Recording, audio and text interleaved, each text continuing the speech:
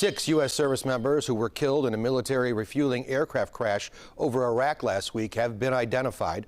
One of those members is Captain Seth Koval from suburban Indianapolis. This comes as Iran is threatening to retaliate after the Trump administration bombed a major oil hub.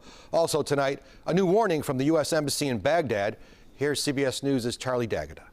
Thick black plumes of smoke rose into the sky above the United Arab Emirates, the major oil port of Fujairah, in flames as the Gulf states bear the brunt of a war they didn't start.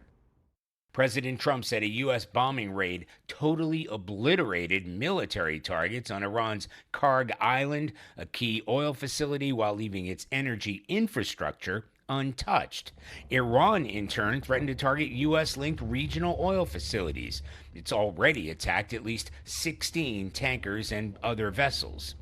In Iraq, smoke was seen coming from the vicinity of the U.S. Embassy compound in Baghdad's Green Zone.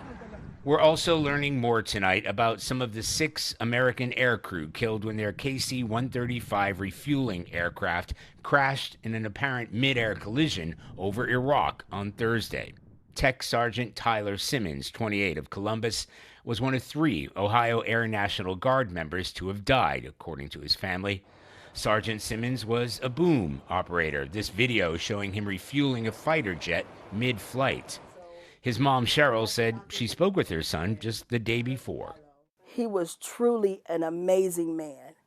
And to do the job as an air refueler is a special person. He's just that guy, and he would do anything for you. While in Iran, Red Crescent workers recovered the bodies of the latest round of U.S. airstrikes, the death toll climbing to more than 1,400, according to the regime. So Pentagon sources tell CBS News that among thousands more U.S. troops that are on their way to the Middle East is a contingent of around 2,500 Marines. Spent plenty of time on those amphibious ships, and a ground assault is just one of the options that they're trained and equipped for. Charlie D'Agata reporting. The U.S. Embassy in Baghdad is urging Americans to leave Iraq immediately after the embassy was hit by 2 drones. No injuries were reported. Also tonight, the U.S. State Department is ordering non-emergency government employees to leave Oman, citing safety risks.